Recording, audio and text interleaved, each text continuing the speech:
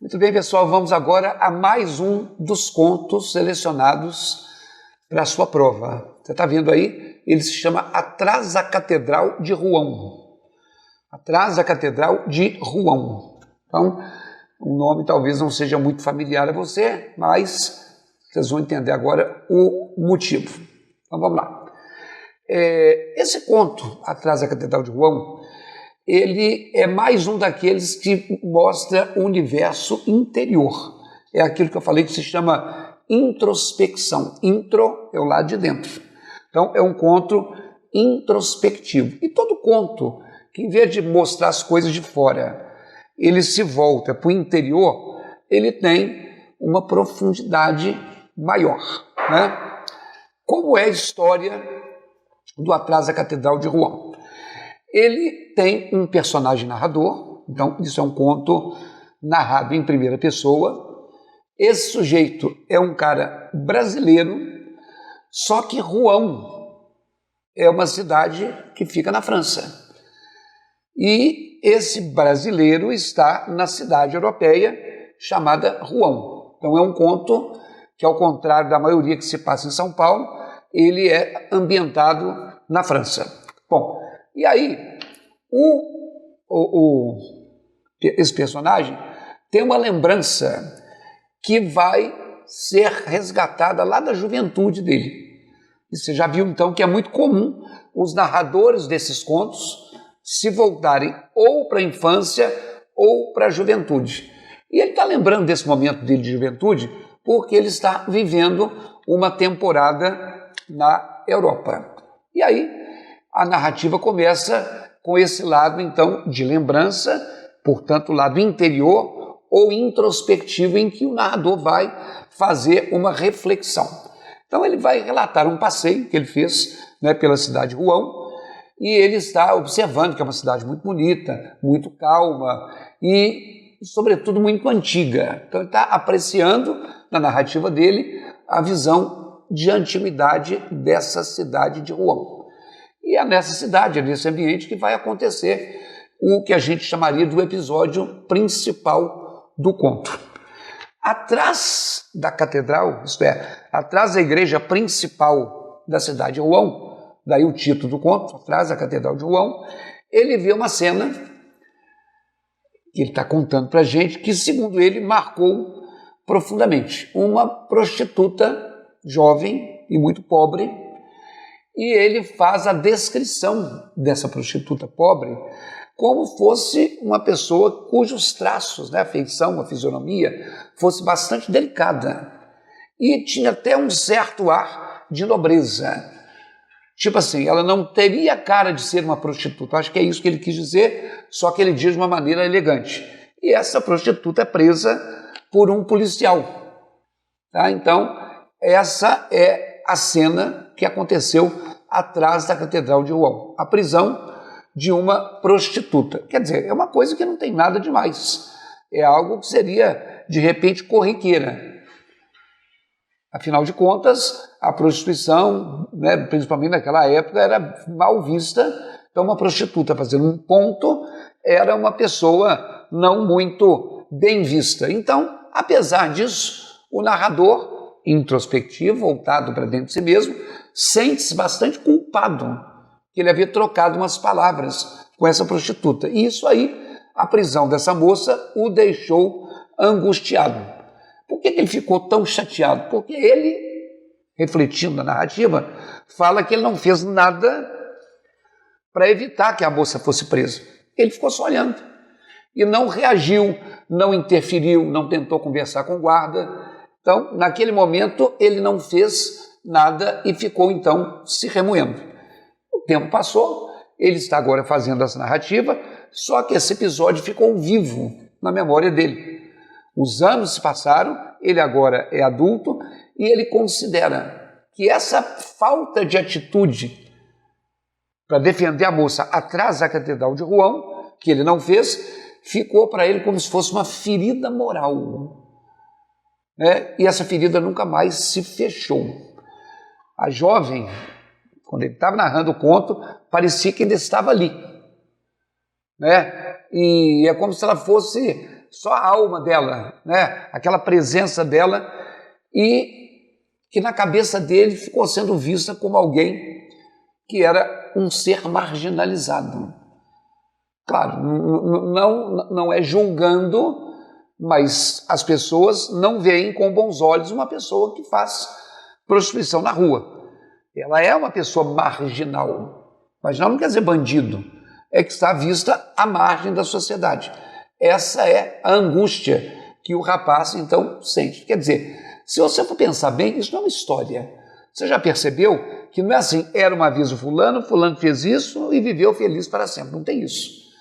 É só o relato de uma experiência que mostra muito mais o interior do personagem do que essa visão externa. Então, isso é para poder fazer uma análise introspectiva desse narrador. Ele, naquele momento que narra, está fazendo uma reflexão sobre como ele teve uma atitude de passividade. Como é que ele não fez nada e cruzou os braços diante daquilo que seria uma injustiça?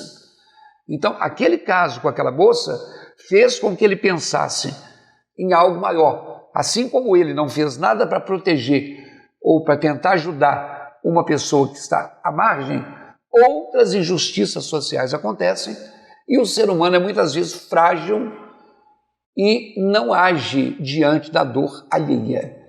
Então, por isso que para ele isso é uma ferida moral, porque o ser humano deveria ajudar o outro e ele não fez isso naquela época. Tá? Então, essa é algo, isso é muito mais reflexivo, como eu disse, do que de ação. Então, o tom desse conto é, portanto, melancólico. É de olhar para o passado. Quando você encontrar, numa leitura que você fizer, numa teoria, que o autor do conto, dos contos, assume um tom contemplativo, contemplar é olhar. É porque ele olha, ele contempla, revisita coisas que aconteceram, muitas vezes com ele, né? E ele, então, nesse gesto que é banal, né? Nessa situação que é banal, para ele ganhou essa dimensão muito grande. Então, aquela moça, atrás da Catedral de Rouen, ela representa aquilo que a gente chama de uma metonímia. Nas nossas aulas teóricas, eu falei com vocês que a metonímia é aquela figura de linguagem, por exemplo, que toma a parte no lugar do todo. E aí, essa moça vai representar os invisíveis da sociedade. A crueldade do sistema, a impotência moral que o indivíduo tem diante de qualquer ato opressivo. O conto, então, vai terminar, ele com aquela angústia, assombrado, né, por essa lembrança, e que aconteceu lá atrás da Catedral de Rouen, foi muito mais impactante para ele do que qualquer obra de arte que ele havia contemplado na Europa. Quer dizer, ele foi para a França, ele foi para a Europa, ele passeou, ele viu monumentos, ele viu igrejas, mas nada representou tanto para ele como valor, como análise dos valores, do conhecimento, como essa experiência que ele viveu de ser passivo diante do sofrimento alheio. Ok? Então, essa é a situação. Não vou nem falar que é a ação do conto. É uma situação. Já falamos sobre o narrador, né? Esse foco narrativo, aquele que conduz a história, que ele é, portanto, de primeira pessoa, ele participa dos acontecimentos que ele relatou. Ele não é aquilo que a gente chama de um narrador onisciente. Ele não sabe o que passou na cabeça da jovem. Ele não sabe o que o policial falou com a jovem. O narrador que inventasse uma história saberia, mas o narrador que vivia uma história não necessariamente sabe. Agora, por que é imprescindível que esse conto tenha um narrador de primeira pessoa? Porque se ele pretende fazer um mergulho na memória, se ele pretende fazer uma avaliação da consciência que ele teve, ninguém melhor do que a gente para poder fazer uma análise da própria consciência que a gente tem. Agora, a gente não se lembra de tudo, detalhes, tintim por tintim, quando a situação passa muito tempo. Então, essa narrativa, como outras, ela é uma narrativa que a gente chama de uma narrativa fragmentada. Né? O que é uma fragmentada? Não é aquilo que vai naquela sequência fato a fato. Ela tem interrupções, ela tem volta ao passado, ela confronta com uma situação do presente. Quer dizer, o conto ele tem aquilo que a gente chama de um tempo psicológico. Essas voltas ao tempo, outro nome técnico que eu quero te falar. Às vezes você vai ler um estudo de obra e vai falar assim, o Mário de Andrade, em muitos contos, tem uma postura de digressões, fazer digressões. Progressão é ir para frente, regressão é ir para trás. E digressão é ficar oscilando, né? E não tendo uma ordem cronológica muito perfeita. Então, todo texto narrado em primeira pessoa não é uma narração confiável, porque eu às vezes escondo alguma coisa para que eu não me exponha tanto ao julgamento do outro, outras vezes eu aumento alguma coisa para me vangloriar. Então, por ser de primeira pessoa, os narradores de primeira pessoa não são confiáveis. Esse principalmente. Quando ele começa a questionar, quando ele começa a duvidar de si mesmo, ele está confessando que ele foi um fraco e, ao mesmo tempo, ele está tentando se mostrar assim, eu fiz o meu papel, na época eu não fiz, mas hoje, como eu estou pensando e eu estou arrependido de não ter feito nada, é uma maneira dele estar pedindo a sua redenção. Tipo assim, espero que me perdoem pelo que eu deixei de fazer, mas agora eu tenho consciência de que eu deveria ter feito. Como personagens, todo conto tem poucos. Esse, você está vendo aí, tem um narrador, protagonista, que, como eu disse, é uma pessoa que vai se apresentar de maneira sensível, voltado para dentro de si mesmo, quer dizer, nessa postura de introspecção, para descobrir quem sou eu, quais são os meus valores, qual é a minha verdadeira identidade. Então, a grande angústia dele é em relação a ele mesmo, em relação àquela indiferença que ele teve, depois de mais velha consciência, diante do sofrimento alheio. E aí, no momento em que ele escreve, ele se sente culpado de não ter tomado nenhuma atitude. Tem um velho mendigo também que aparece no conto, né, que ele faz um comentário que esse velho mendigo é outra figura marginalizada e a presença dele também incomoda, é só para poder você sentir que o objetivo desse conto é mostrar que o ser humano, quando vê pessoas numa condição social menos privilegiada e que ele é impotente para fazer alguma coisa, isso incomoda. É como se a realidade estivesse gritando e dando um tapa na cara dessa pessoa. Quer dizer, esse personagem não falou nada, esse mendigo. Mas a simples lembrança de uma figura que incomoda a mim e que mostra a mim que eu sou ruim, ou que eu sou covarde, ou que eu sou sem iniciativa perante o sofrimento alheio, isso marca profundamente a personalidade desse homem. Então, esse mendigo, ele é retratado pelo narrador de uma maneira ambígua, dupla. Ele é repulsivo, ele causa esse desconforto, mas ao mesmo tempo ele é digno, porque ele, na sua diminuição social, fez com que o narrador amadurecesse e percebesse. Eu não faria hoje como eu fiz naquela época, eu tomaria partido. Tá? Bom, sobre o espaço, nós já falamos que o espaço físico do conto, né, onde acontece a história, é a cidade de Rouen, uma cidade na França, representa, portanto, a cultura europeia com as suas belas construções, com sua época de esplendor, mas o episódio acontece atrás da catedral. É aquela história, tem um palco de um teatro, o cenário está ali, a coxia, os bastidores, ali pode estar tudo bagunçado, tem umas gambiarras, uma coisa amarrada, pedaço de madeira. Então, quer dizer, tem um estúdio de televisão, tem um cenário que está de frente para as câmeras, mas tem todo o entorno que você não vê. Então, os críticos literários dizem que esse conto ele se chama Atrás da Catedral de Rouen, para mostrar que a beleza está só no que se mostra, só na estampa, só na frente. Mas tudo que é marginal, tudo que é menor, tudo que é feio, tudo que é decadente, tudo que está à sombra da civilização está atrás da catedral.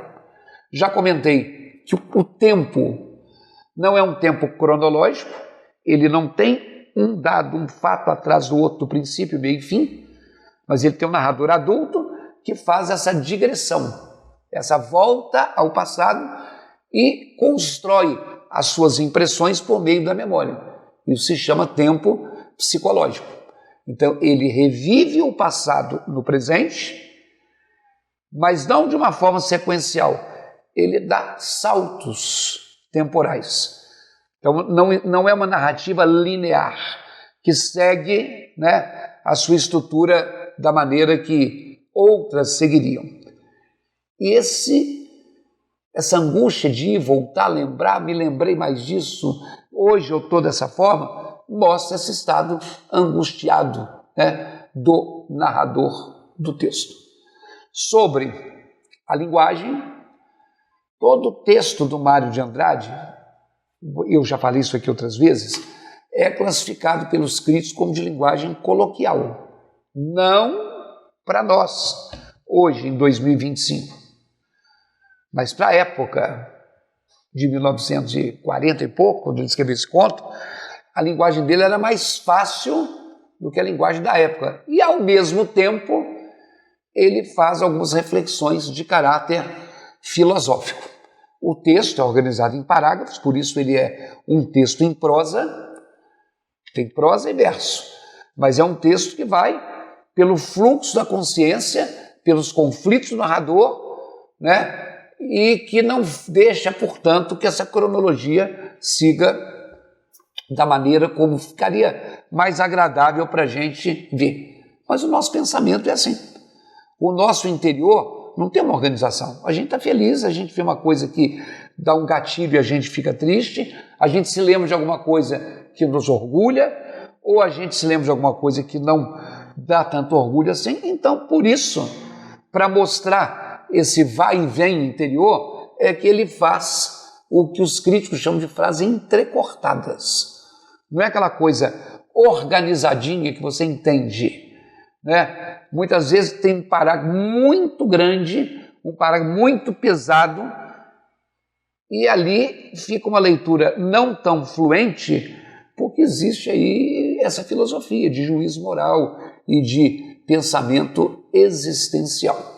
Ok? Então, o que é que nós podemos falar? Os temas centrais dessa obra. 1. Culpa e remorso. Nós já falamos o motivo, né? Ele não ter ajudado as figuras marginalizadas que ele hoje sente que deveria ter feito. 2. Desigualdade social e marginalização.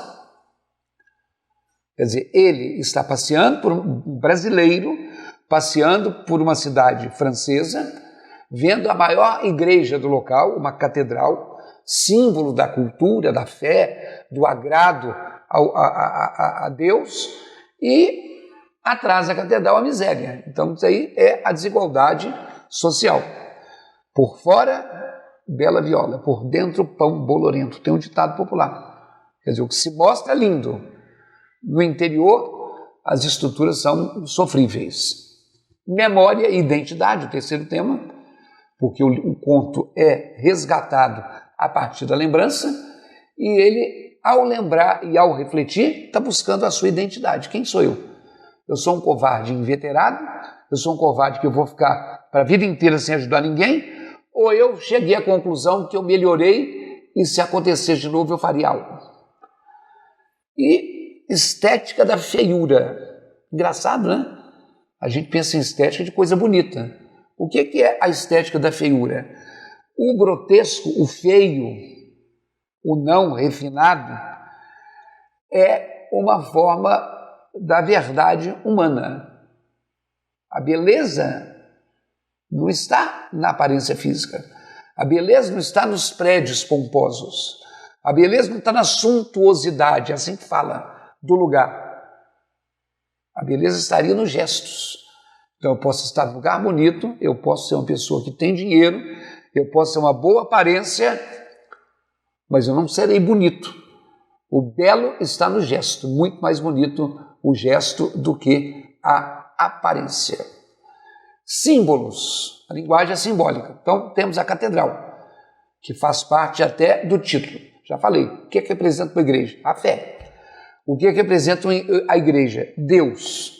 O que é que representa a igreja ou a catedral? A paisagem civilizada. Então, aquilo que está atrás, como nós falamos, é o que é rejeitado, é o que é esquecido, é o que não precisa ser visto. Então, é a grandiosidade da catedral e o por trás dela, a obscuridade que existe em todo lugar. O velho, uma figura feia, decadente, debilitada, que representa, portanto, o sofrimento humano. Ele não é bonito e, além do mais, ele tem uma deformidade física. Ele, então, associa a miséria com a deformidade. Então, é o que seria ruim. Isso mostra, então, o lado que está em contraste com a beleza do mundo civilizado. Tá? Então, aí está a nossa visão do conto Atrás da Catedral de Rouen. Então, nesse conto, você está vendo aí, a memória não é apenas um veículo da narrativa. Ela é um instrumento de autoconhecimento. Eu sei quem sou eu descubro quem sou eu por meio da minha lembrança e, a partir da minha lembrança, eu faço um julgamento moral. Então, nesses tipos de texto, a literatura pretende mostrar as contradições da alma. Isso aí não é um conto que o personagem narrador é o Mário de Andrade, ele nem nome tem.